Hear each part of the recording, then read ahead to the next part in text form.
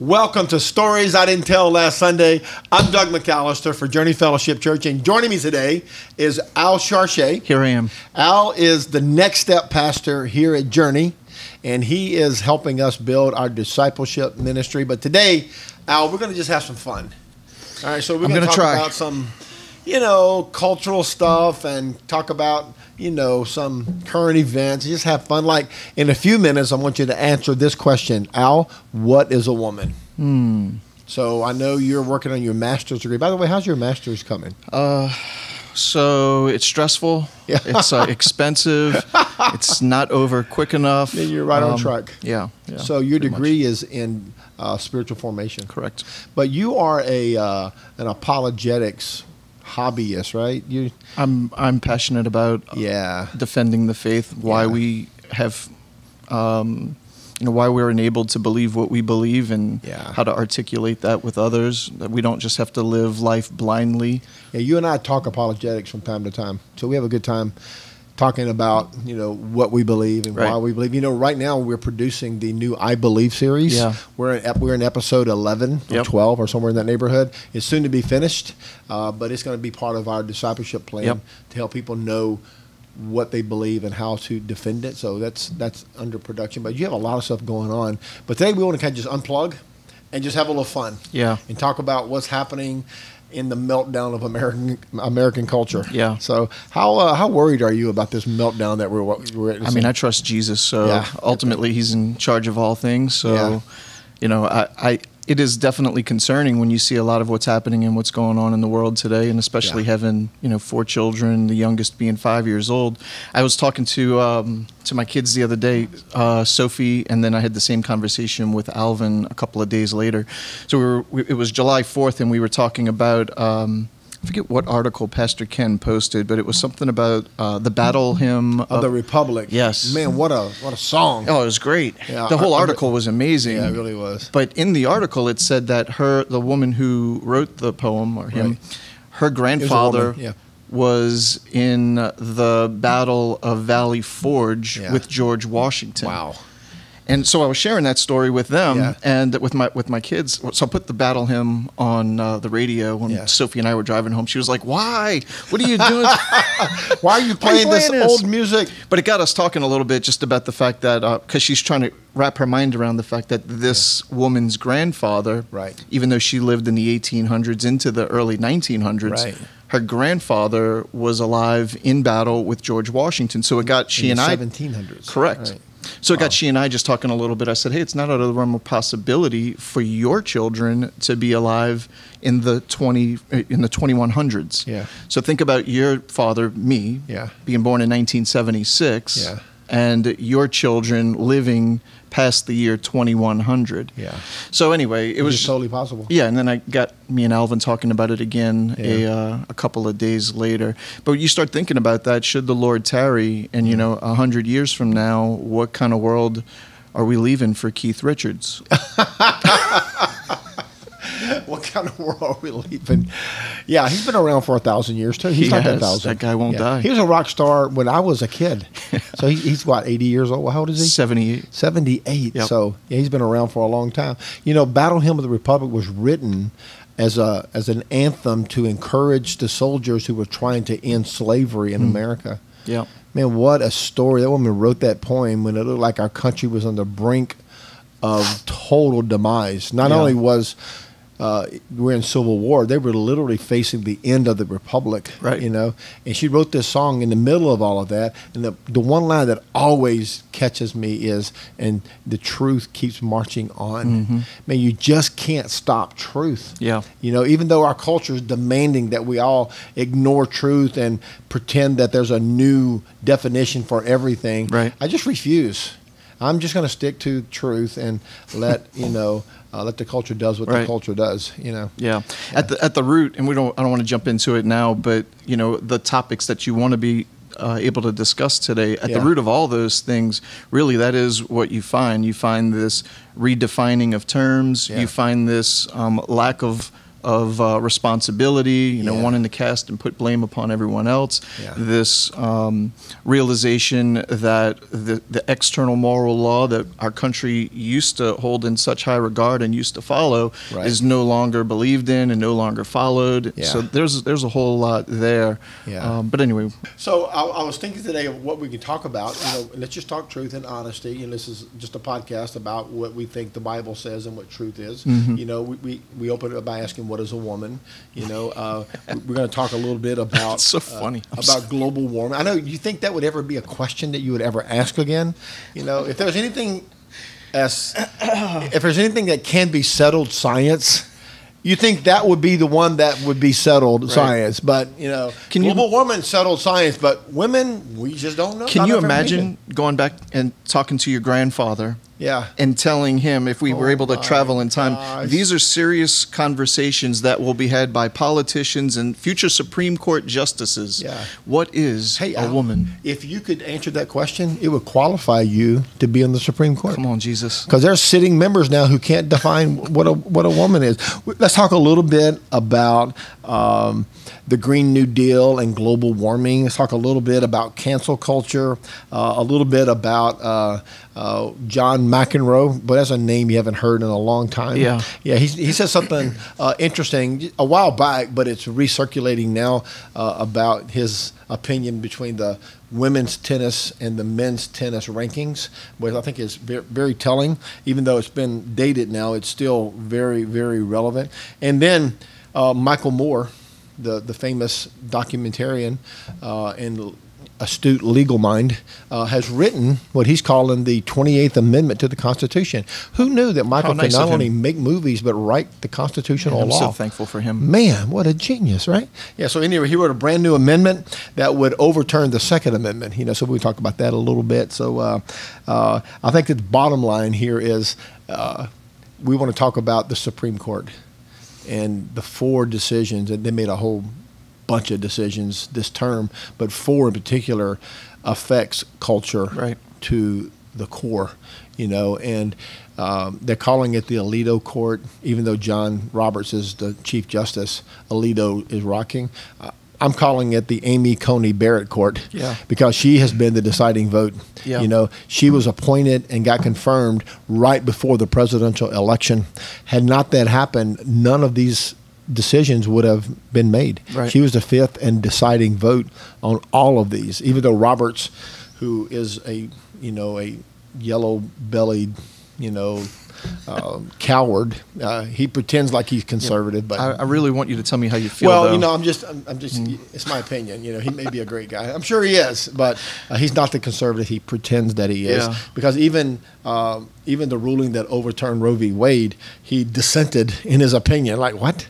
Dude, make up your mind. Right. Either you're for it, or at least say I'm against it. Right. But don't pretend like, well, I'm for it, but I'm mostly against it. Okay, he probably wanted to avoid people picketing outside of his house and showing up at steakhouses to run him off. What about that, man? Here's bounties placed on Supreme Court justices. What's the conservative that was just driven out of the restaurant? Kavanaugh. Yeah, Brett Kavanaugh was having a steak dinner at Morton. By the way, it's a really good steak. Yeah, I haven't had Morton one. Steak. They're $1,000, but you got to save up a year to get one. But he was in there having a steak and gets ran out by a bunch of protesters, that apparently is okay now, because the White House said they have no comment, and the president said, well, that's what people do in a democracy. Yeah. I just think if it was conservatives protesting against 100%. Sotomayor, they would have been arrested and shipped off the Gitmo last night. They'd be under the jail. So it's just interesting, the 2 levels of justice in America. Right. So we had lots of fun stuff to talk about. One of my favorite happened in New Orleans. Did you see this? So the vice president was in New Orleans a couple of weeks ago for the Essence Festival, and she's giving a speech on this really nice stage and a giant banner. It's like 20 feet tall, and it's talking about the Essence Festival in New Orleans, Louisiana. And whoever printed the banner misspelled the word Louisiana. Yeah, how fitting. And the vice president sitting in front of me, like, did nobody notice that? Right. I mean, how many people had approved a $5,000 banner? Those banners aren't cheap to print. Right. Somebody didn't even spell check. there's the word Louisiana. It might have been, the only way it could have been better is if it actually still had the red dotted line underneath the word showing that it was misspelled. Yeah, like, this is a misspelling. We're going to ignore it. Yeah, but, this is not right. So she's giving this speech, and the whole time I'm thinking, does nobody notice this? Right. Louisiana is missing a letter, So anyway, all kind of fun stuff to talk about. So, Al, let's see if you're qualified to sit on the Supreme Court. What is a woman? I'm not really a biologist, as you said before. I'm studying the Bible, so that doesn't really matter for anything anymore. You can't say. I have no idea what I'm going to go out on a limb and say a woman has a vagina. Whoa, all right. Boom, baby, right there. This is monumental. I know. And a guy has a penis. Imagine that. Yeah. Now, I took ninth grade biology in high school. First thing they taught us the first week was XX and XY, remember? Yeah. And remember, girls are XX chromosomes, boys are XY. Right. And any variation for that was considered a birth defect. So if a boy or girl was born with two sets of genitals, then it's like 0.0001% of births has that birth defect. Right. And now we're pretending, that's a third gender, or I think I've lost count on how many genders there are now. I have no idea. I don't know, 50 or 100. I just don't know. But there are only 26 letters in the alphabet, right? That's all. So eventually, unless they start adding some new symbols and there's also other languages with hieroglyphics. We can go back to some ancient languages. Yeah, but the truth is there are two genders, male and female. Period. And boy, who would have ever thought that would get you in trouble? Right. That's controversial. Yeah. That's cancel culture material. You're done, buddy. You can be off Twitter and Facebook and YouTube. No $1,000 steak for you. You're out, boy. We're going to protest your house tonight. All right. There's boys and there's girls. Right. Period. So John McEnroe said something a while back. I don't know how this is. I just saw the blurb. It may be 2 or 3 years old, but it was very interesting. So he's on a morning show, one of the talking head morning shows, and there's some angry host asking him about his controversial quote on women's tennis. And John McEnroe, I lived in the 70s. You were born in the 70s. By the way, you're a bicentennial baby. I am. You were born the year 1976 of the bicentennial. Yep. I remember that. We celebrated it. It was a great deal. I got a special coin. Yeah, do you really? What month were you born in? December. Oh, so you missed Pearl Harbor Day. Oh, December 7th. That's right. I knew that about. You're like an American patriot, man. Here I am. Are you a secret Navy SEAL? Well, I can't talk about that. I mean, you were born in the bicentennial on. So you want to hear another crazy fact about my family? What? My brother's birthday is September 11th. So you guys are for or against America, which is it? Yeah, December 7th. That's interesting, man. The bombing of Pearl Harbor, and then September 11th, the Trade Center towers.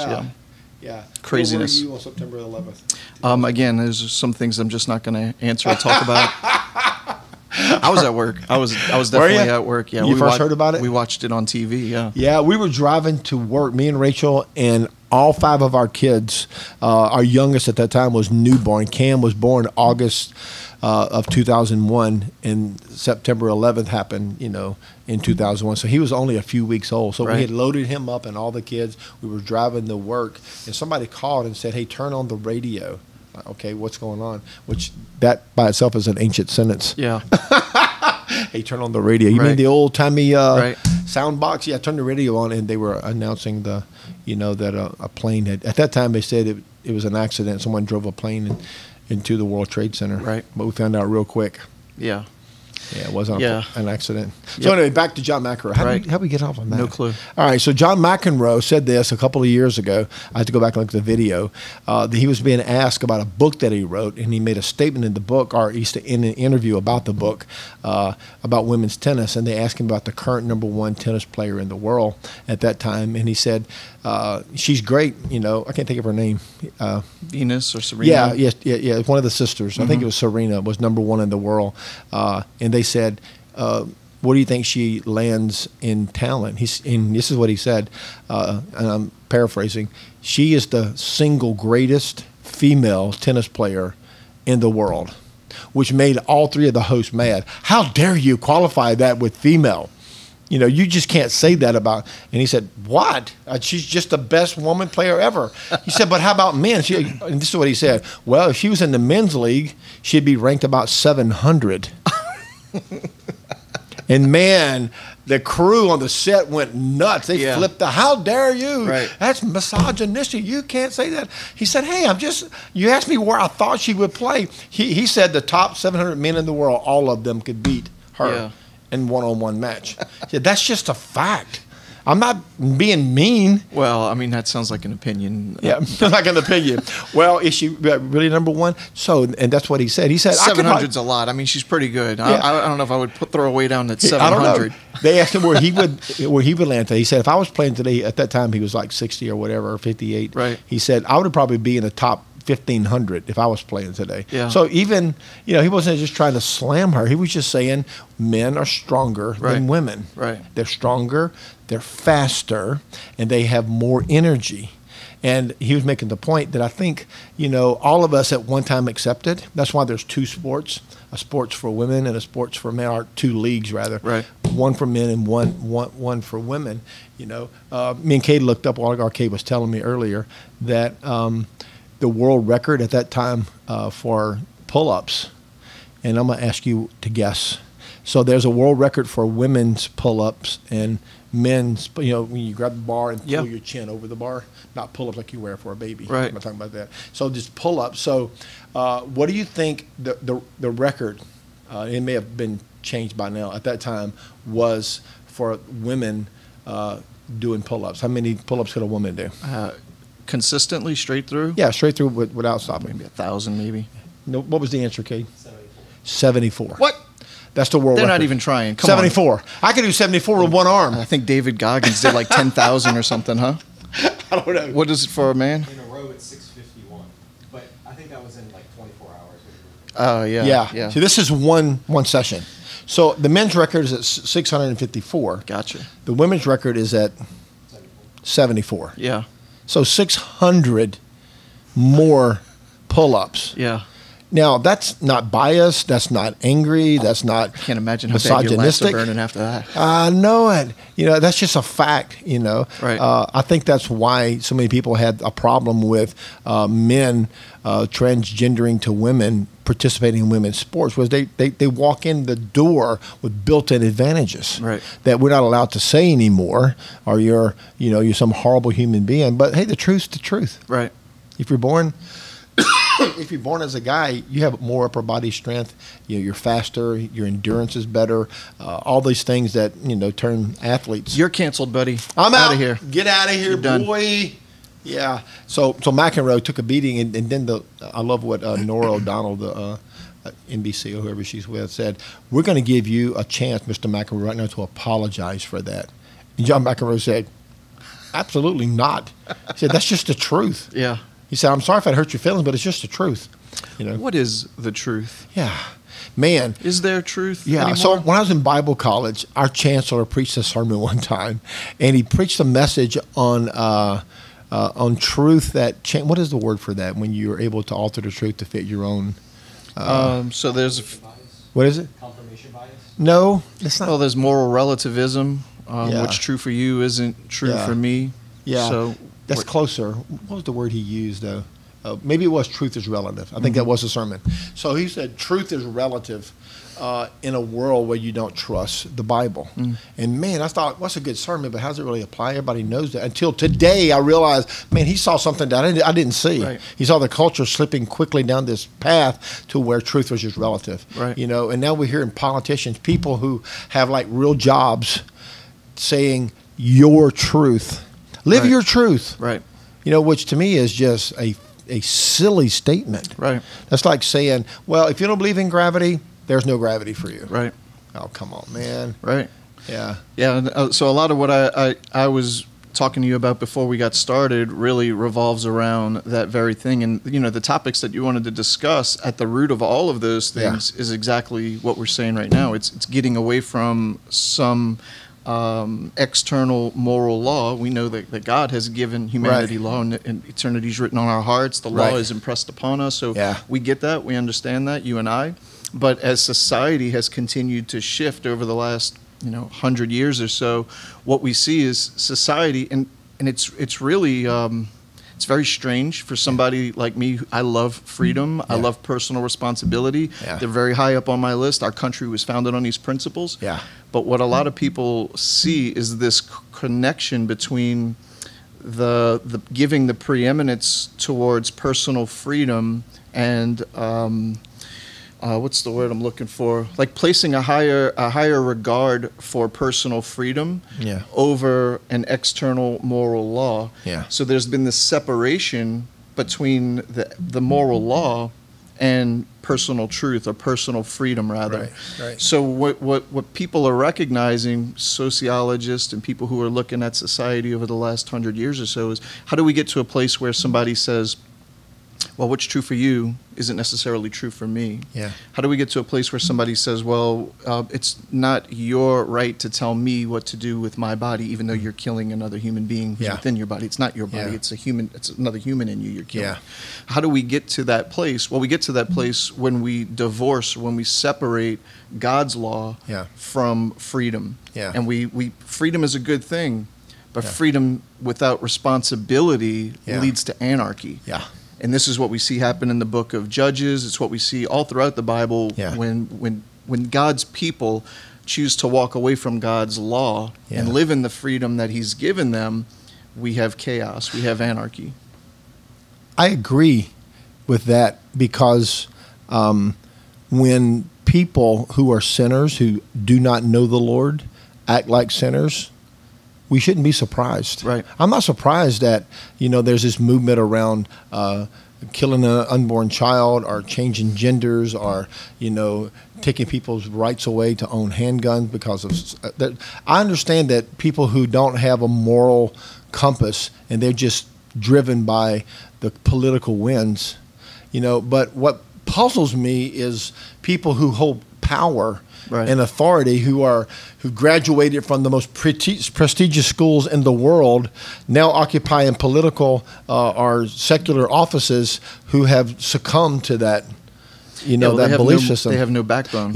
Because even though they're Christians in name, or they're religious in expression, but it doesn't reflect in any way inside their, influence that they live in. I read this article actually just this morning. So it was posted yesterday in the Christian Post. I'm looking for the statistics. So in the Christian Post yesterday, it said fewer than half of evangelicals and born-again Christians believe that the Bible is literally true. I read that. My first thought was they're lying. That was my first thought. I think it's higher than that, but I could be wrong. It depends on what the question was. But I did read that article, and it's so these are the article itself. I'm with you as far as a lack of trust for that organization necessarily. But they're quoting the Barna Group, and they're quoting a couple of other, like David Kinnaman's group and a couple of others, where they're pulling their statistics from. And I'm saying, okay, maybe there's a little something here. So just listen to this. This is from the Barna Group, from David Kinnaman's group. Amongst the general population of the country, only 20% of adults polled believe the Bible is the literal word of God. 29% of the country says it's a collection of fables, legends, history, and moral precepts recorded by man. Out of 176 million adults polled who identify as Christian, only 6% hold a biblical worldview. That number may be slightly higher. That's 15 million people, though. Regardless, it's still low. That's depressing. The study found... That's just depressing, man.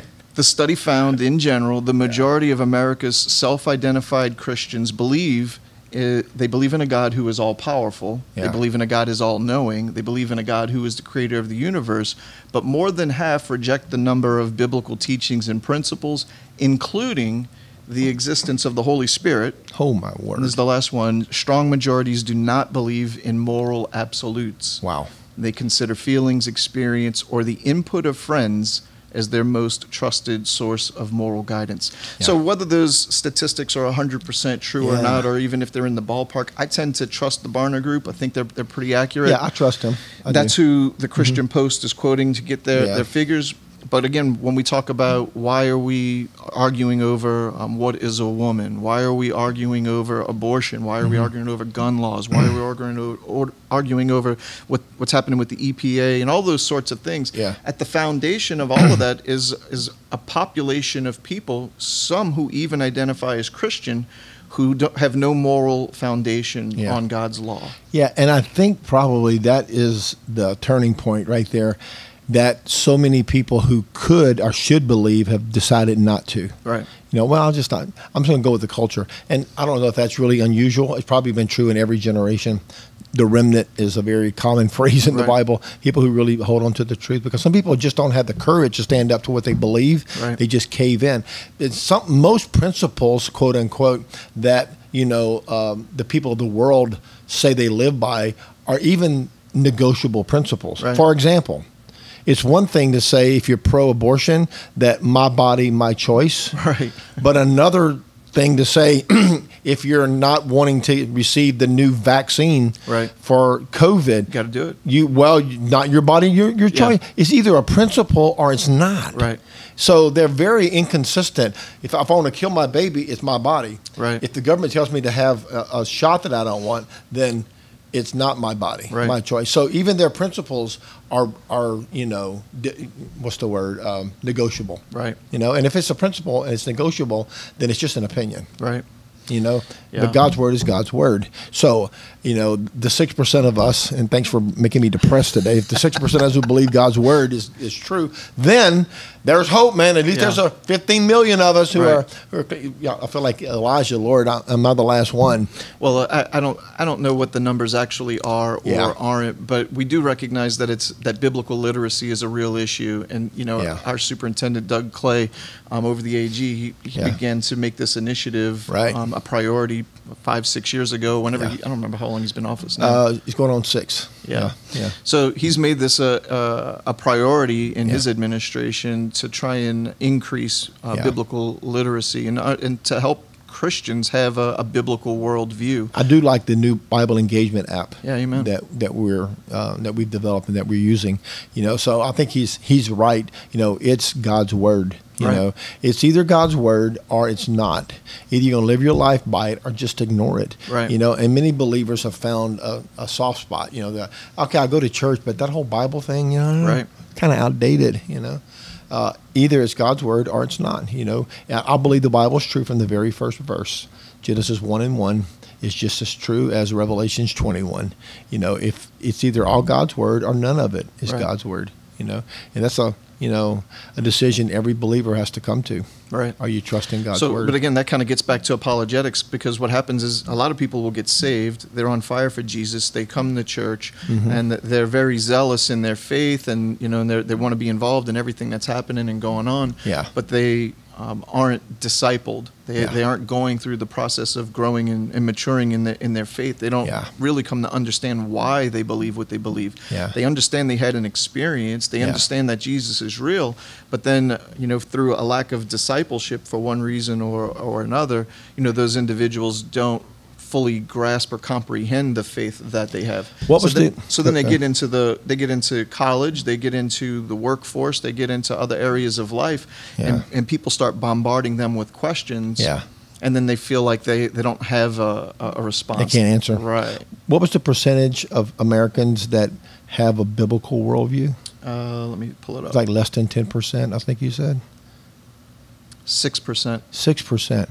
Out of 170, this is a big poll. They polled 176 million adults. How long did that take them to poll 170? These are Christian. These are adults who identify as Christian. Yeah. Only 6%, 15 million, hold a biblical worldview. Yeah, and that is an astounding number. I don't trust everything the Christian Post says. Sometimes I just really doubt the veracity. But that probably is, right. True. Yeah. David Kinnaman, again, I like David Kinnaman. Yeah. I read all of his books. I pulled a couple other quotes from him as I was doing some research and looking some things up. And the Barna Group is fairly solid. They're middle of the road. They're truth lovers, Yeah. Not every Christian organization is truth lovers, but I think Barna is. Right. You know, so I was going to say that. So if 6% of the people have a Christian worldview, that explains a lot about the predicament we find ourselves in the culture. Right. You know, because people just don't want to be canceled.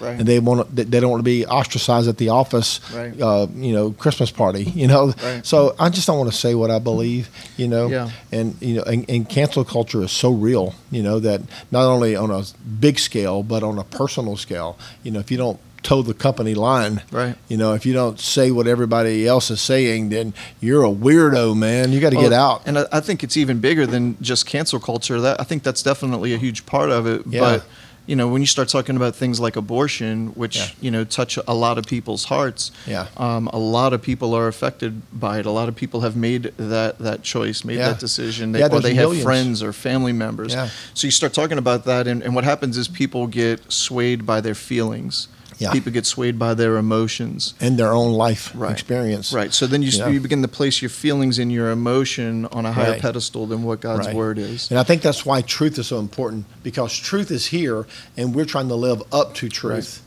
Feelings are down here, and you try to live down to feelings. But when all this, always find yourself in trouble. This whole Roe v. Wade thing, the Dobbs case was overturned recently. You know, I look through social media and I see so many people who I know, people who I love, who are just angry. Yeah. And you know, just it's heartbreaking just to even think that you're fighting to kill babies. Right. And I'm just amazed at how many people are willing to go on social media and demand the right to kill their baby. Well, I think, again, I think that's not as a result of cancel culture necessarily. Yeah. That's people who are living by their feelings. Yeah, and I totally agree. But if you don't agree with that, then you get canceled, is what I'm saying. Yeah, 100%. If you don't flow in that thought, and if you say, well, that's a baby. No, it's not a baby. Don't say that's a baby. Right. Well, we know, unfortunately, science is advanced greatly in prenatal care. Right. And the baby's heart starts developing at 4 weeks. Right. There's a beating heart by week 10 that a doctor can hear. Right. You know, and it's not a little clump of cells. It looks like a baby. You know, we know of people that we have ministered to in our church and in our life who had babies at 24 and 25 and 26 weeks that were viable outside of the womb. Right. Not even half term. Yeah. 24 weeks is barely half term. So this baby's 4.5 months in gestation, and it's viable outside of the womb. And we have politicians like the governor of Virginia, the former governor of Virginia before before this guy was the new guy Youngkin was elected. This guy was a medical doctor, a sitting governor, who was proposing abortion post-birth. Yeah, it's horrible. Not before. Right. They want to extend it past birth so that the mother, this is what he said, well, if the baby's born and they still want to abort, we will keep the baby comfortable until the mother and her doctor decide what to do, or in other words, to decide whether they're going to kill the baby or not. You know, and we can use euphemisms and we can soften the blow of the truth of it, or, you know, people don't want to look at the gore of an abortion, but it's a human being. Right. By the way, when a baby is aborted, its body parts are sold. I know. Yeah, it was one of the things that I wrote down. If it's a clump of cells, there's no body part. Its body parts are sold. Yeah, that's what I think it was Ben Carson who said that. You know, if they argue that it's not a human, but if it's not a human, then why are you harvesting its organs? Yeah, why are you using its organs? Yeah, man. And I know people have you know, deep, passionate feelings about that, and I acknowledge it. And I know people who had abortions, people at our church that you and I have ministered to, you know, that we have served, you know, that had abortions. I understand it's not the unforgivable sin. Amen. We don't throw people away because of bad choices, you know, but we can't pretend it wasn't a bad choice, because that woman is still hurting from the loss of her child. 100%. And to pretend like you can have an abortion and move on the next day and head straight back to work is just a lie. You know, women who suffer for years post-abortion, and for the doctors and the you know, celebrity community to pretend I had an abortion and it was the best thing that ever happened to me is just a lie that women are believing. Yeah. You know? Yeah, you know, so I spent a little time this morning just reading through the book of Judges, and that phrase that is echoed time and time again, you know, that people did what was right in their own eyes. Yeah. That they strayed from the Lord. They did what was right in their own eyes. Yeah. And, you know, it's unfortunate and I know you wanted to have a good time, and I'm kind of bringing us down that bad thanks, road. man. We'll go back up. But it is. It's unfortunate. You look across the country today, and you see the state of things, and you come to that place where it's like, look, there are a lot of people in our country who want to live and want us to live by doing whatever is right in our own eyes. They That's want so true. Continue to walk away from God's moral law, the law that He's And that given brings us us to what I wanted to get to today was these 4 decisions by the Supreme Court that are monumental. I have been witnessing the pro-life movement for 50 years. So when I was 10 years old is when Roe v. Wade was decided. Mm-hmm. And I was too young to understand what abortion was, and I really didn't get the context of unborn children and the right to life and all the things that I learned later on. But something struck me in 1973. I was the baby of the family, and all my brothers and sisters were gone or about to be gone out of the house. And my mom went to the doctor one day, and I sat in the car. That's back when it was safe to leave your kids in the car. I was fiddling with the radio and with a cigarette lighter. Remember when cars had cigarette lighters? I do. Man, what an invention. You push this little button, and you got fire, man, at the end of it. And there was an ashtray, Smoking is illegal now, most places. Yeah. But I was sitting in the car playing with the radio and the smoke with the cigarette lighter. My mom gets back in the car and she's crying. I'm 10 or maybe 11, right on the cusp there. My mom's crying. And so I noticed what's wrong. And she said, I'm changing doctors. And like, what's going on? And I said, Mom, what's going on? And she answered me like you would a 10-year-old. And she said, well, I'm going to find a doctor who values unborn children. And with that, she drove off. And I didn't know what she meant by that. But I looked back, and later I learned that her doctor that day started advertising that he did abortions. And my mom was just distraught. Right. And that left an impact on me. Right. And my mom taught me that moment without even really saying much, that unborn children are humans that are valuable and deserve life. Right. And so I've been thinking about this. And so when I got saved a few years later, I got saved in 1978. And then, I started, developing my worldview about the unborn. And then our church opened a crisis pregnancy center, which is what we called it back then, for women who were pregnant without a husband or we didn't have the means to have the baby, So our church got really active in the pro-life ministry, And I remember thinking, we're never going to see the end of this in my lifetime. We prayed for it. Right. We believed for it, and then thousands of these pregnancy help centers opened around America, helping women. And the church did what the church was supposed to do. Yeah. We rallied around women who were pregnant and didn't have the resources to take care of themselves, But Al, honestly, I never thought I would live to see the day that Roe v. Wade would be overturned. Right. I'm still a little bit in shock right now. Right. That we're living in a post-Roe world. Now, the legal minds, Scalia and a lot of other legal minds on both sides of the aisle, said that it was bad law. Even Ruth Bader Ginsburg, who was pro-choice to the extreme, said that Roe was decided on weak legal grounds and it needed to be, what was the word? It needed to be codified in the law because Roe would not stand the test of time. And she's the left wing as they come. Right. Because the Supreme Court in 73 made up a right that did not exist. Right. They used, what's it, the 14th Amendment they used? I don't remember. I think it was the right to privacy or whatever. They used that as the foundation, But here we are a few weeks after this Supreme Court overturned Roe. And they didn't make abortion illegal. Contrary to the narrative. Right. Just put it back in the hands of the states. Exactly. They returned the power back to the hands of the state, which I think, is that the 10th Amendment? The 10th Amendment says not that every right or every authority that's granted to the federal government is in the Constitution, and all the rest of them belong to the states. So really the power of government today rests in the hands of state legislatures, are in essence in the hands of the people, which is how a republic is ran. Right. We are a republic. We're not a democracy. We are a republic where the power rests in the hands of the people and in our duly elected representatives in the local, state, and federal level. That's what makes the republic the most successful form of government ever created.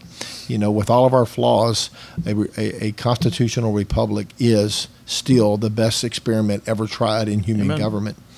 So now the power of abortion is back in the hands of the state, and immediately 26 states limited abortion, including Louisiana. Right.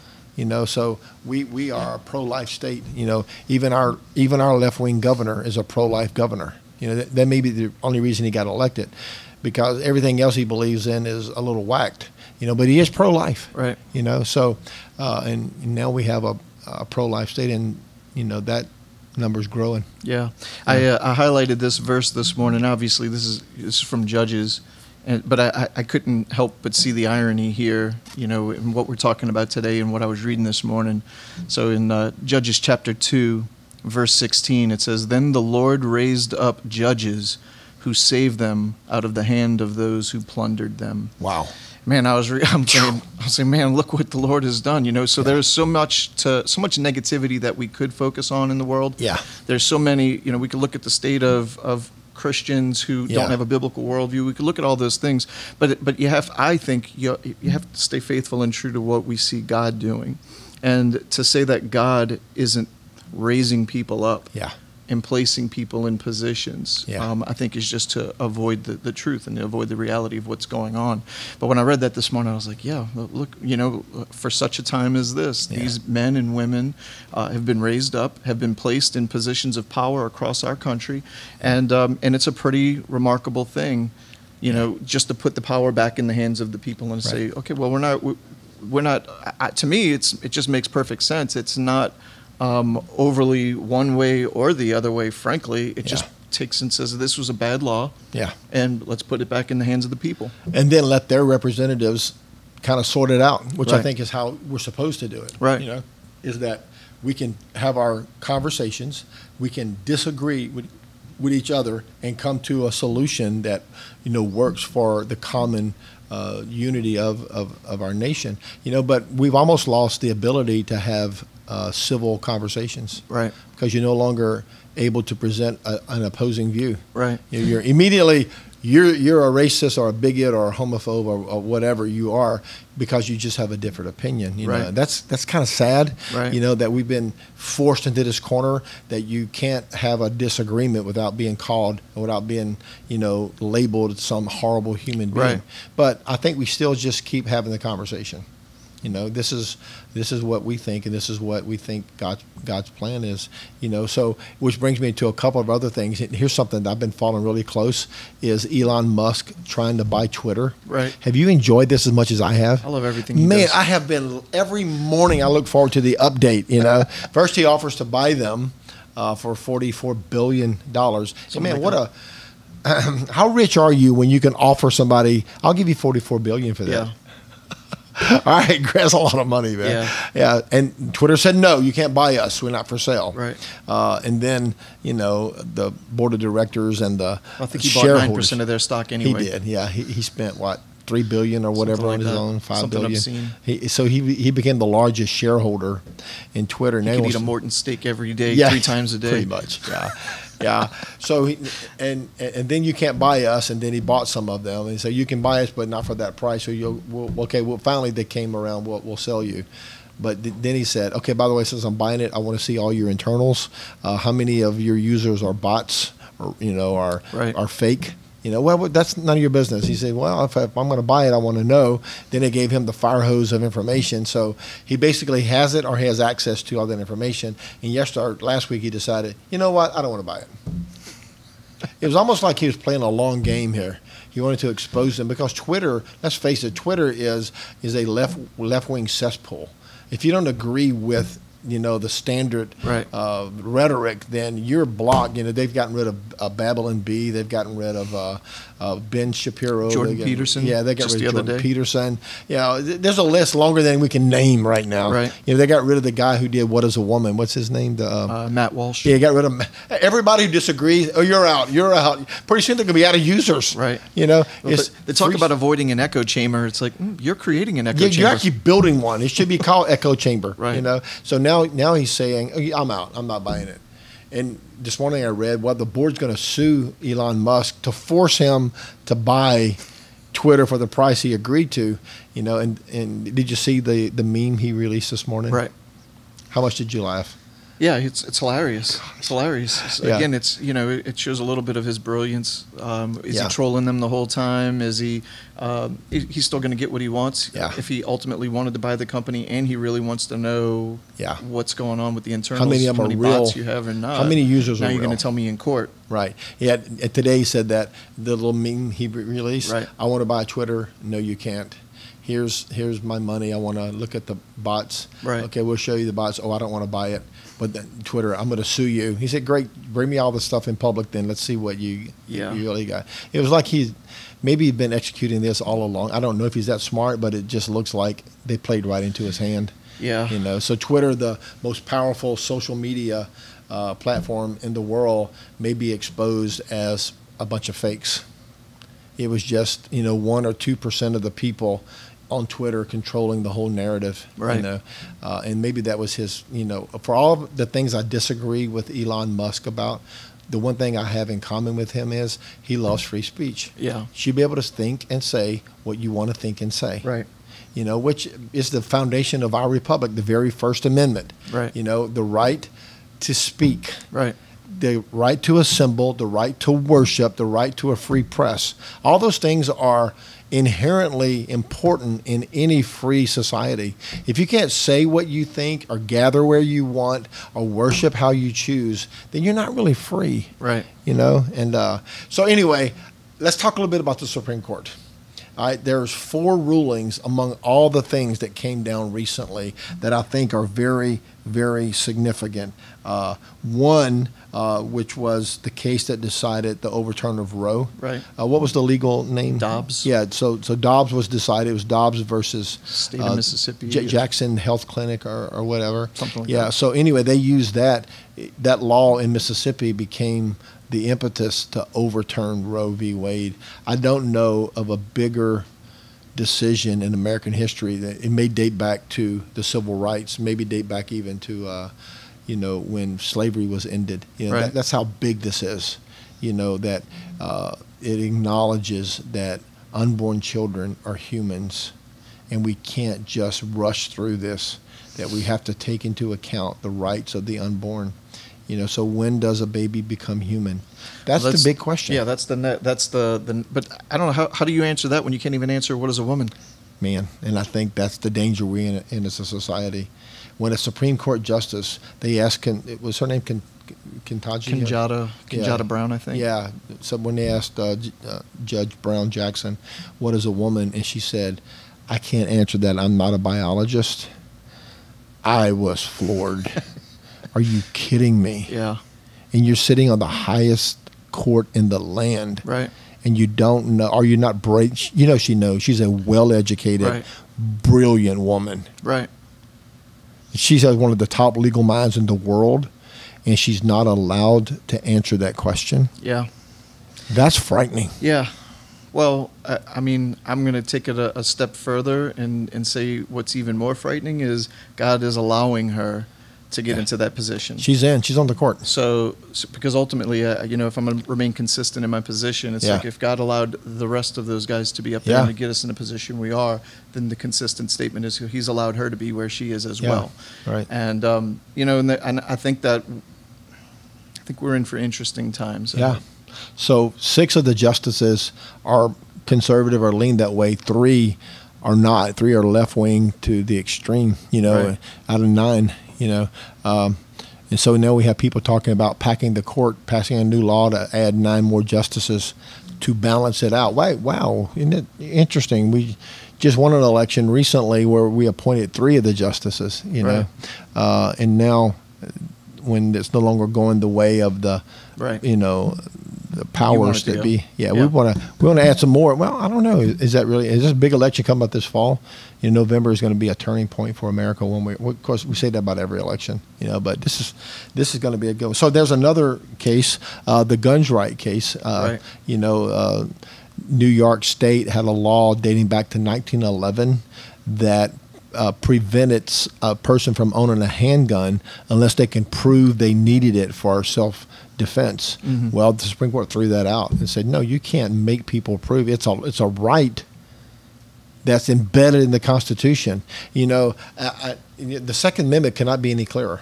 You know, a well-regulated militia being necessary. You know, you cannot pass a law that infringes on a person's right to own a gun. You know, that's the Second Amendment. You know? And it's huge. And it's odd that one spelled out that we can own a gun, and it's debated by those who disagree. But abortion, which is never mentioned, well, that's a constitutionally protected right. You know, their argument is so weak. So that is a huge, huge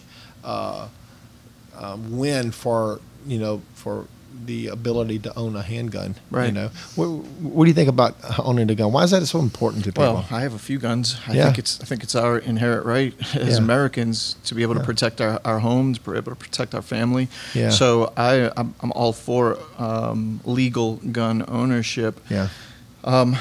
I think the wrong questions are typically asked by the left, and you know, by some of those talking heads. You know, they want to ban gun ownership. We want to put red flag laws in effect. We want to do all these things to stop and hinder people from actually owning guns. And the questions, again, it all boils down to the individual, in my opinion. You know, why are so many young men willing to kill other young men?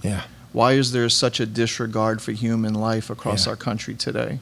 And unfortunately, if we look to the root of, you know, a common denominator in a lot of the gun violence, it really falls on the shoulders of men in our society. Fatherhood. The lack of fathers in the home. Now, it's not the case for every single individual. No, but it's a lot. But a major portion of the problems that we have as it relates to gun violence or any violence. You remove the gun. If we never had any guns in the country, they're going to find a way. There would be knife violence. There would be pool cue violence. There would be fist fight violence. Because the problem isn't the gun. The problem is the heart of man. We have a heart issue, and you know, I think fatherhood is the biggest element, but I think also we've instilled in generations of children now that they are products of chance. That you weren't made, you just accidentally 100%. Appeared, and your life has no value. You know, now I believe in the biblical account of creation. I believe that we were made in the image of God. I believe in the 6 literal days. If I'm going to believe the Bible, I'm just going to believe the Bible. And I believe that Genesis 1, 2, and 3 are the account of creation. But we live in a culture where we're told that we're all products of evolution over millions of years of trial and error, and that we're products of chance and that we have no inherent value. You tell children that long enough, they're going to think, well, if I have no value, then you have no value. Why do we value life at all? I mean, that in conjunction with, you know, abortion and all those sorts of things, it's like, of course people don't value life. Of course they don't think that they're important.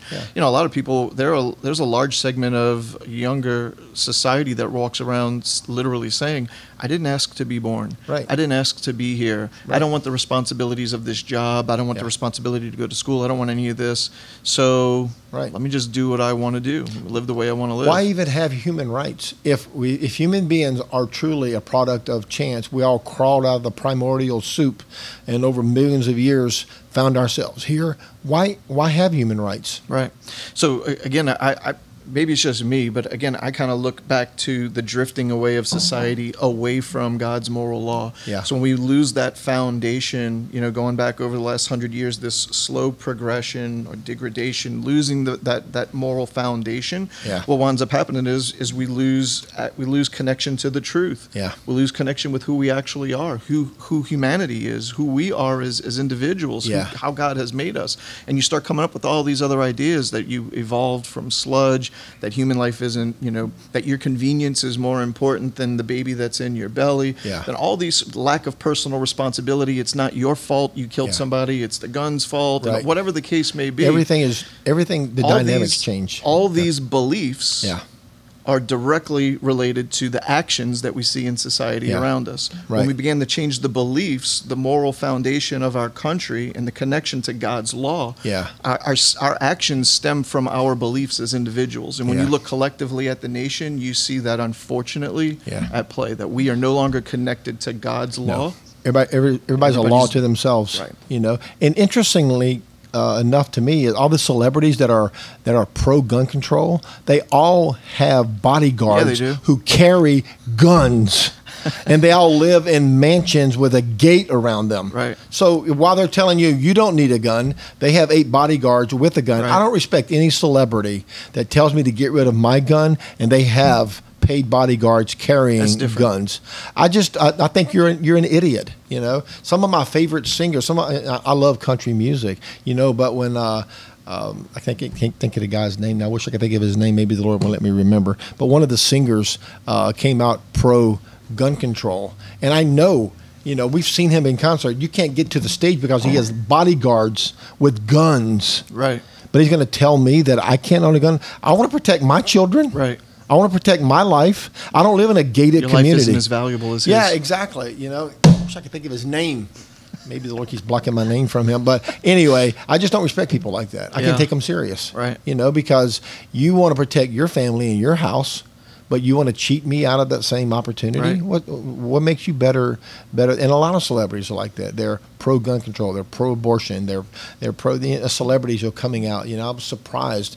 At some of the celebrities that are believers that came out and made public statements on why they're pro-abortion. Right. You don't have the conviction of what you believe. You don't have the courage to stand behind what you believe because you don't want to lose a record deal, or you want to sell more albums, or you want to be able to. Some of it is related to cancel culture, like you said, and I think some of it is still people don't even know what they really believe. Come on, man, have some courage. Right. Just say what you believe. You may make you unpopular, but at least have the courage of your convictions. Whether you're a celebrity or just a normal guy like me and you. Right. Just be consistent in what you believe. Right. Here's the third Supreme Court decision, the one that they found in favor of the coach that prayed at football games. Right. I just love that this normal high school coach at the end of a football game would go kneel in the center field, and any player that wanted to could come. He didn't force anybody. Right. If you want to come pray with me and give thanks to the Father, of course most of the team did. Right. And then he was fired by his school for the crime of prayer. Amazing. He prayed. Well, we can't have kids praying because man, that would just. Who knows what that'll lead to? That'll lead to people just loving God and obeying the 10 Commandments. Don't want that, Right. So he sued the school district. It went all the way to the Supreme Court, and they just ruled that he was right. That he has the American guaranteed right to worship God how he sees fit, even when he's a coach at school. Right. To me, that's just monumental. Yeah. It's going to really open up an opportunity for believers to be open about their faith. Yeah. You can bring your children to a drag show, drag queens. Public schools are library. Yeah, at a library, bring your little, but prayer, well, that's just voluntarily participating in prayer. That's just got to draw the line there. Yeah, we can't have, can't people pray? I just love that our Supreme Court said, he could pray. Right.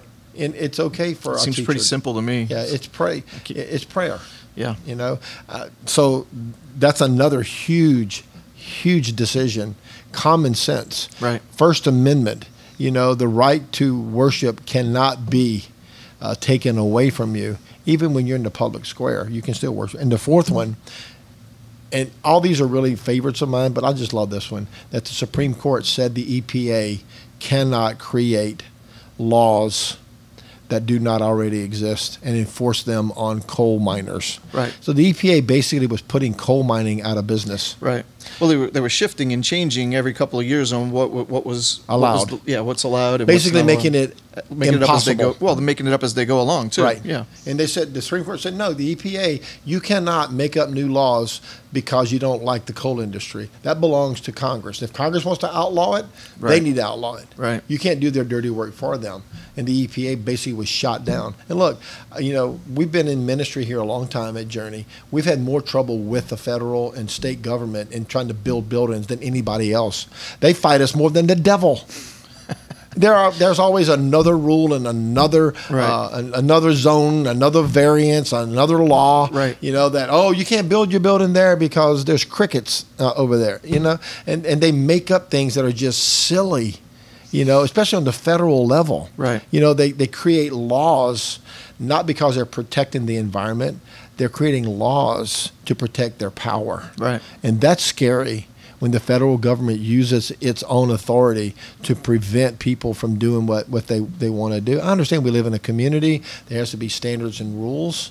But we've also seen the abuse, especially with these agencies that are a law unto themselves. They're bureaucrats who are not accountable to anybody. Right. Making up rules that What's affect the quote me about and you. absolute power corrupts absolutely. Yeah, we've seen it in real time. I'm just grateful that the Supreme Court shot down the EPA and said, no, you can't do that. The truth is, the whole global warming movement is basically about giving the government power over energy. That's really all this is about. Right. This is consolidating under the government watch and nationalizing all energy production. Look, 90+% of our energy comes from fossil fuels. Right. That's not going to change in your lifetime. It's not going to change in your children's lifetime or in your grandchildren's lifetime. You will live and die a natural life, and we will still be 95% based on fossil fuels because the technology does not exist to go solar or wind. Does not exist. Now, nuclear is another avenue that may work, but environmentalists are against nuclear power. For some reason, it's the cleanest, most efficient form of power ever created. There's no money in it for them. Exactly. There's no government power in it and no money in it. So we know that gas, oil, and coal power most of the civilized world. Right. And even the electric cars that people are promoting. Gotta get an electric car. Look, when you plug in your electric car, you're plugging it into a coal. It comes from the sky, don't it? No, a coal-powered plant. Oh, the ground. It comes from the ground. It's either gas, oil, or mostly coal power. I thought it was invisible. Yeah. Electricity is invisible. You just kind of capture it and put it in your car. I'm no scientist. Yeah, you're not a biologist, or you're not a chemical engineer or energy engineer. Well, the truth is, when you plug in your electric car, you're using coal, gas, or oil. But does everybody else know that? I don't think so. They should watch this podcast. I know, right? You think that everybody would just know learn something. That there is no other source of energy, which again to me leads back to the biblical account of the Great Flood. Right. Do you know why there is such a vast supply of oil and gas and coal? That the reason it's called fossil fuels is because of all of those dead things that were buried in the earth. Fossils? Thousands of. Isn't that interesting? Huh. All of those write that fossils. Down. Yeah, it's called fossil fuel. Yeah. Interesting. What did Ken Ham from Answers in Genesis said it like this: billions of dead things buried in rock layers, laid down by water all over the earth. Mm-hmm. Man, that is why we have energy today. The gas is like what, $4 or $5 a gallon. I don't know what it is right now. I think $4.30 the other day. $4.30 a gallon. Yeah. There's no reason gas should be that expensive. Well, it wasn't like a year ago. It's exactly a year. Well, when President Biden took office, it was like $1.79 a gallon. You know why? Because there's plenty of energy. America has the world's largest deposit of coal, natural gas, and oil in the world. Apparently, we have so much of it, we're just sending it all to China now. Yeah, we just sent over 1 million barrels to China. Was it 1 million or 5 million? It's millions. Nobody, who really knows? Right. So we're in the middle of this energy crisis, and our government is sending China. I thought for sure I was reading something wrong. I was like, is this real? These guys are wrong. Is this Babylon B? This can't be. They're selling. Why are we doing They're this? selling our oil to basically our enemy. Yeah. Yeah, it's just. I was reading an article this morning, and there was a meme associated with it, and the meme had it said the caption said something like the media trying to find out why we sent 5 million barrels of oil to China, and it was a blind guy walking around with a cane. But then it said the media trying to find out why you sent $25 to a trucker, and they've got their binoculars. They're right on top of it. Let's look into where'd that. That reminds me, Canada. Who's being led? What's this guy's name in Canada? Trudeau. Yeah, Trudeau, who looks a lot like Castro. Have you noticed that? Yeah, he has a lot of resemblance to Castro. His mother and father were friends with Castro. Right. I don't know if you know that or not. Well, Trudeau now is trying to pass a law banning handguns in Canada, and he's the guy that arrested all these truckers who were just protesting the lockdown. Right. And he's also the guy that arrested the preacher, right, who's still, I think, in jail right now. He was in solitary. This guy, his only crime was he preached the gospel without Trudeau's permission, was put in solitary confinement. Yeah. This is Canada. Right. A one-time free nation that's now arresting preachers, street preachers, and arresting truckers and trying to outlaw handgun. This is our neighbor to the north. Right. That's one generation away from being going to a the dictatorship. south and having a siesta. Yeah. Yeah, I'm out of here. Yeah, exactly. So anyway, we're paying $5 a gallon for gas now, $4.50 or whatever it is for gas, and it's the most plentiful energy source in the world. We've just forbidden our oil companies from, exploring and finding, new wells and new sources in mining coal. Now we're trying to outsource it. In fact, we're shipping it overseas. The pipeline being built was shut down. Right. All rigs were closed down. This is, it's calculated. The people who intentional. The people who are I worked in the oil industry for 5 years. I was blue collar labor in the oil industry. They told me in the 80s when I was going to Bible college that there's enough energy. And this is what I was told when I was a kid in the 80s. There's enough energy in the ground in America to fuel our economy for 10,000 years. Yeah. That they knew of then. 10,000 years. How much more they found since then? So there's no shortage. Yeah. The Arab world, Oman and Iraq and Iran and all these Arab nations, they have wealth today because of oil and gas. They're exploring and still producing. China and India, I've been to both places, are totally powered by fossil fuels. In fact, there is no EPA in China. The smog in Beijing is thicker than cigarette smoke every day. Yeah. You wake up in Beijing, you can't see a half a mile because of all of the pollution from, China's not buying into the Green New Deal and backing off on coal and gas. No, they're happy that we are. Right. They'll catch up. Their economy's going to pass us up because we're tying the hands of everyday people like me and you to, I didn't go on vacation this year because I didn't want to spend, $300 on fuel. Right. It's like, I don't want to drive to the mountains when, I'll just watch a video on YouTube. I don't want to spend $500 on fuel. Yeah. So they're really changing our whole life. Right. But the elites aren't bothered by this. They fly around. I think the funniest sight is seeing a green summit, a global warming summit. When they all fly there. They all fly there. They're private jets. Yeah. There's these knuckleheads from Hollywood who are screaming, global warming, are flying over to some exotic resort in Europe. Don't count. Yeah. It doesn't count. So you see all these private planes lined up for a mile. They have credits to offset that. Yeah, right. They all they got credits.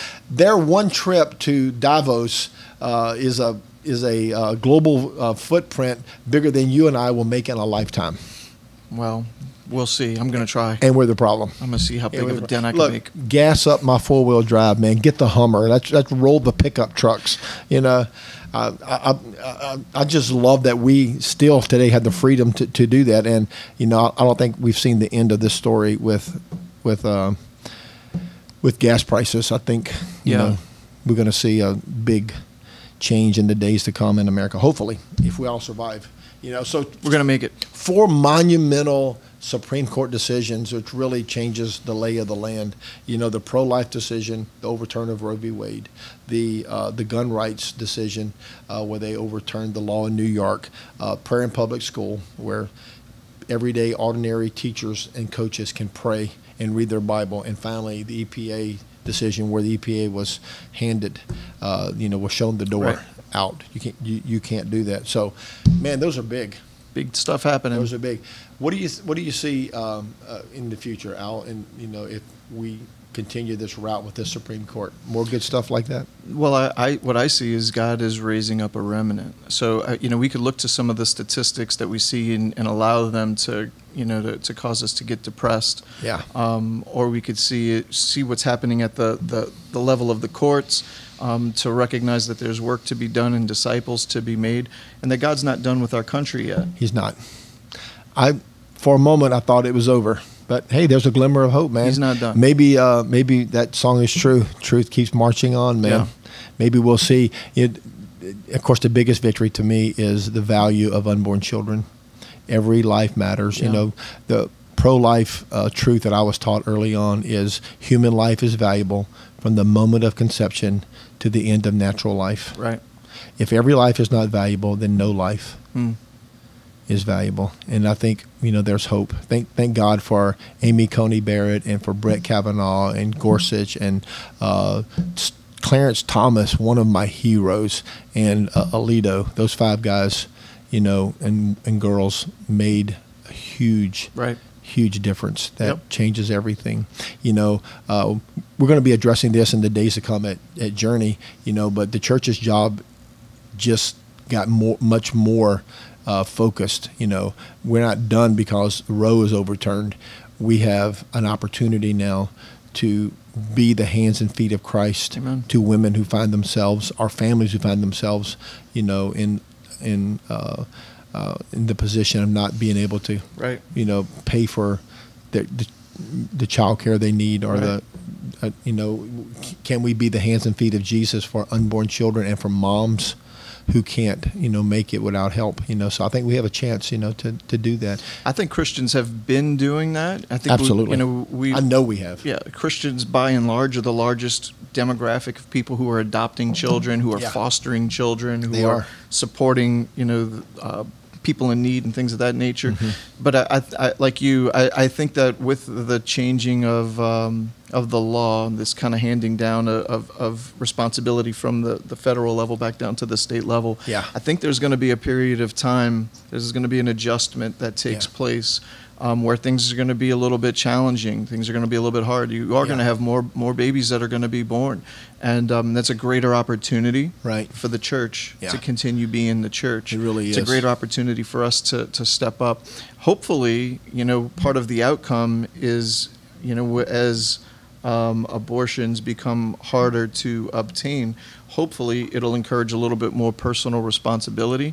Hopefully it'll give us an opportunity to not just encourage personal responsibility, but to elevate the family unit again. The importance of having fathers and mothers in a home raising their children and not living so irresponsibly. And so I think that there's definitely a hard season ahead as we kind of transition a little bit with this new court. But I think it's all for the better, and God is He's put them in place for a reason, and I believe that He still has a remnant of people who are called to do His will on earth as it is in heaven. Well, let's wrap it up with this. So this is not the Supreme Court. This is the Louisiana State Supreme Court. Mm-hmm. So I call this an honorable mention. We have a very left-wing governor. Governor Edwards is a Democrat, and he's very left-wing in most of his leadership. He locked down the state during the pandemic and, closed churches. Ironically, the state government left open casinos and strip joints and marijuana dispensaries and other non-essentials. Maybe it's not non-essential in their world, but they closed the church. And I know that because I was on a conference call with the governor's office, and I didn't get to talk to him, but he was just basically giving a speech to us. So there's like 200 pastors or whatever the number was. I don't remember what the number was. There was a lot of us on the conference call. He did a whole bunch of those, trying to talk to as many pastors as he could. And he basically said, "Hey, we're shutting down the state. You guys can't meet anymore." It was that clear, and it was like I was in shock. Like, are you kidding me? wait, what? So you're going to keep open the casinos, but the church has to close? Right. This just seems, our job is, we're there to help people that are sick. So we can't pray for the sick anymore, and we can't do our ministry. Many of us stayed open anyway. Yeah. You know, most of us under the radar, but a couple of people were made examples of. Yeah. For example, Pastor Tony Spell in central Louisiana was arrested. Now, he made a big stand. He made a public stand.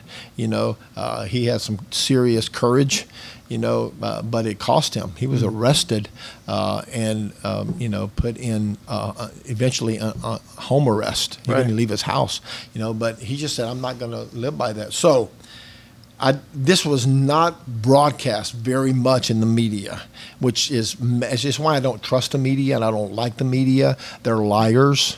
You know, just to put it mildly, I just think they lie and they try to create a narrative. So I don't trust the network news. I don't trust local news. I don't trust these people because they have an agenda. What about the Slidell News? Is there one? No. I would probably trust them if they did. I probably would know them. But by and large, you can't trust the media, you know, because they have an agenda. But this is true. I looked it up, and you got to search really deep to find it.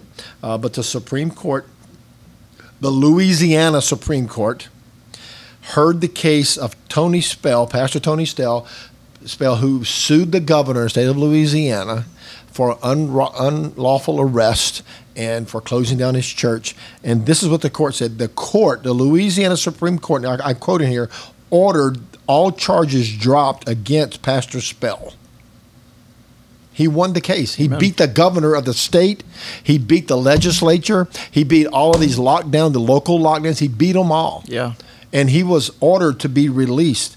And let me give you the exact quote. Louisiana Supreme Court drops charges against Pastor Tony Spell, who held church during the COVID lockdown. In May 2022, the Supreme Court ruled in favor of Tony Spell of central Louisiana in defiance of the restrictions by Governor John Bel Edwards, who had imposed those restrictions to stop the spread of COVID. The justices overruled the restrictions and found in favor of the pastor. Hopefully you get some money. Boy, he took on the state and the governor and won. You think that would have been headline news for a couple of weeks, right? Why talk about that? Oh, don't mention that. You know, he's an anti-vaxxer, or he was a COVID denier, or whatever. You know, but Pastor Spell just said, "I'm going to worship God like I want to worship God." Right. And if you don't want to come, you don't have to. Right. But I'm going to be at my church. So the governor, and we know this because we had some direct conversation. The governor limited in-person meetings at church to 10 people, which basically meant that our staff couldn't even come to church. Right.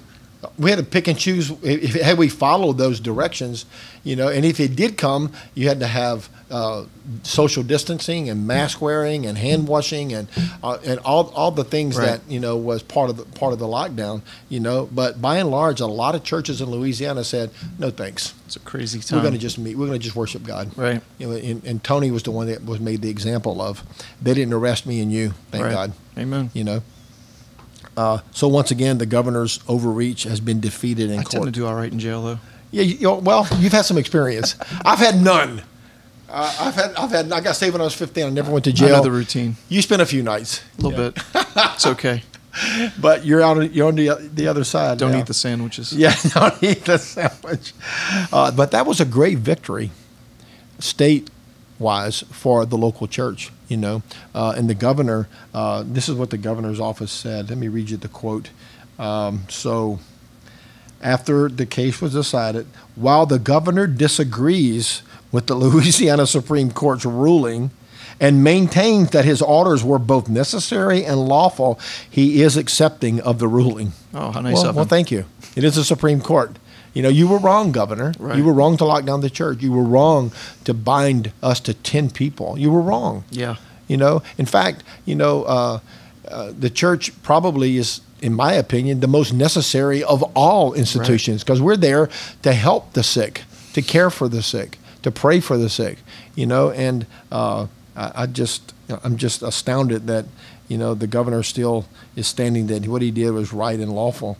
His spokeswoman said she noted that he worked closely with faith leaders throughout the pandemic and encouraged them to hold services as safely as possible. That's not true. Right. He told us we couldn't meet, and if we did meet, 10 people was the max. You're in violation. Yeah, I know of churches that did close down because of his order. Many of my friends stopped meeting. Right. Posted signs on the door, "We're not meeting until the governor gives us permission." So I don't know, man. It's just incredible. This finding, this ruling by the Louisiana Supreme Court is amazing, because should there be another pandemic, and it sounds like the government's planning one, because President Biden said the other day, when the next pandemic comes, like, dude, what do you know? How do you know it's another pandemic coming? I thought they were once every 1,000 years. Where's Bill Gates? Yeah, how do you know? Where's Bill? Yeah. Does Keith Richards know about this? Yeah. What kind of world are we leaving for Keith Richards? It's messed up when I tell you. But God's still in control. Oh, man. All right, any final words you want to say, bro? No, I'm good, Pastor. Wrap it up? No, I'm hungry. I'm ready for a Morton steak. Man, I could use some nachos. Hey, it's been fun talking about this, man. I had a good time. What a privilege we have to serve in the church. What a privilege we have that we get to go to work every day at a place that we love so much, to serve the Lord and to serve God's people. It's just a privilege, and we do pray for our leaders, but because we live in America, our leaders are servants. Yeah. They're not kings. I think they forget that. They're servants. Even the president is a public servant. The congressmen are public servants. I thought you were going to say something else. Yeah, public servant. Our president is public servant. Filling a blank with a lot of things. The governor is a public servant. The power in America rests in the hands of the people. Right. And we can't forget that. So when people, say, well, we got to follow those in authority. Well, that means the people, because we have the ultimate authority, and every public servant in America takes an oath to the Constitution. It doesn't matter. That's their first line of responsibility. That's just formalities. Those first 10 amendments. Aesthetics.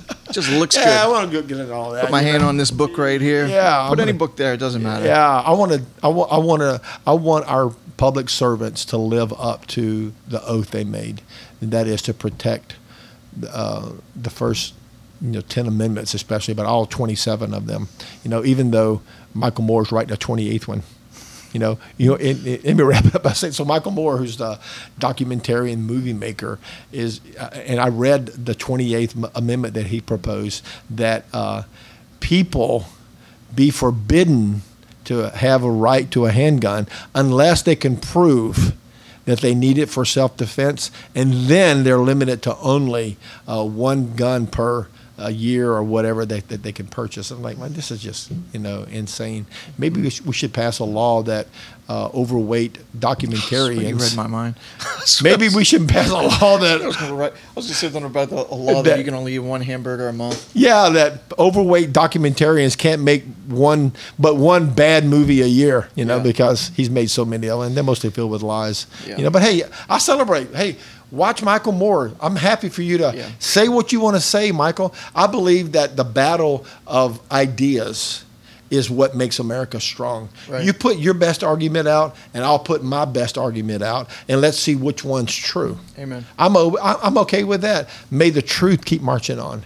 And may we be humble enough to acknowledge when we're wrong. Mm-hmm. May the grace of God be on all of. God bless America, man. So, Amen. Had a great conversation, man. It was fun. Yeah, let's pick it up again. Let's do one real soon. Let me know when. Let's see what's coming up. We'll follow the Elon Musk trail and see what politics holds. Guy better slow down having kids. I know. So the other day he had looks like he's up to number 9 or something like that. Yeah, like I think he's in double digits.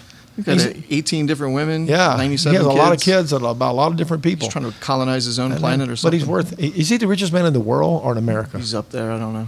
How much is he worth? Do you have any idea? Billions? Yeah, he's up there in the top, probably 5. His day job is building a rocket to the moon. Yeah. That's his day job. Trying to prolong civilization. What a day job. What are you doing? Yeah, I'm building a rocket to the moon. I'm just trying to make the human species survive on another planet. So he owns SpaceX, and he owns, what's the car company? Tesla. Yeah, Tesla owns the car company. You think he'd be the hero of the green movement? He's building electric cars. Yeah. Now they hate him. Now they're trying to cancel him. Yeah. All right. Well, It's been great, man. Thanks for spending your morning with me here. And thanks for watching us today, man. This has been Stories I Didn't Tell Last Sunday. I'm Doug McAllister for Journey Fellowship Church. Check us out at jf.church or go to your app store and download the Journey app at Journey Fellowship Church. Type that into the search bar. Download our app. It's packed full of resources to help build your faith. If you're nearby, if you're living in Slidell or on the North Shore here in New Orleans, come visit us here at Journey or log on and watch us on the online campus. So for Journey Fellowship Church, this is Doug McAllister, and this has been Stories I Didn't Tell Last Sunday.